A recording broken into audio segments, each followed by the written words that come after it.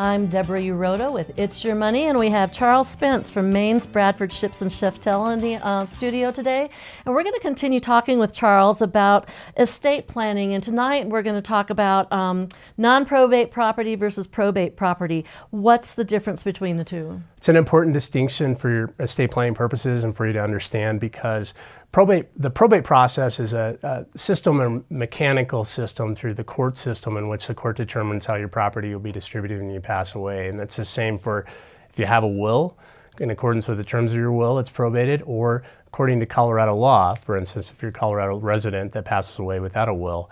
And a non-probate asset, as compared to probate assets, which are subject to the jurisdiction of the probate court, it basically pass directly to your heirs and bypass that process. So it can be less expensive, perhaps less cumbersome, can be quicker in terms of getting those assets to your intended beneficiaries or heirs. What are some examples of non-probate assets? Sure. Well, there are quite a number, but just so throwing out a few, let's say you have checking and savings accounts, putting a TOD or POD designation, transferable on death, payable on death, jointly owned, with rights to survivorship on that, with real property, real estate, jointly owned with right to survivorship. Perhaps there's a life estate interest on the deed that would expire upon the life tenant's death that automatically go to the remainder individuals.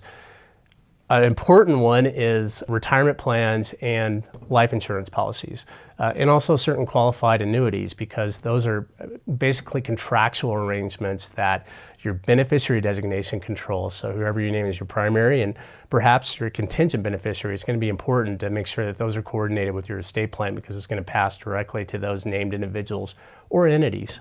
Well, that makes a lot of sense. It does make it go faster, but what are some of the pitfalls? Because there's always pitfalls in the law. And there are, and there could be quite a few if you're not careful, because, for instance, you are giving up a degree of control. You put another person's name on the title, they have a direct say in how that property passes in terms of any lifetime transfers. So you have to involve them in any decision. Let's say that you put a joint tenant, another individual is joint tenant on a property, and that person goes through a divorce or has a judgment creditor.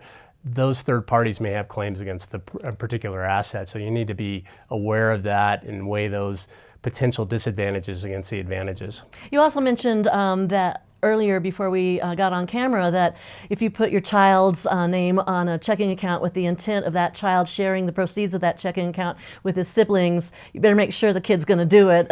That's Otherwise. Right. That's right. That's an excellent point, because really, I mean, that by operation of law, that will vest with the named individual.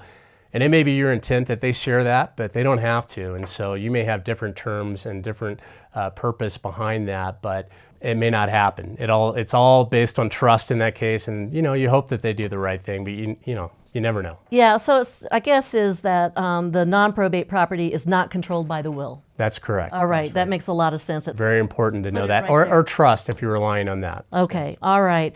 Well, thank you very much for talking to us about non-probate assets, and thanks for watching this edition of It's Your Money. If you want to know more about estate planning, you can get a hold of Charles at Maynes, Bradford, and Sheftel at mbsslp.com.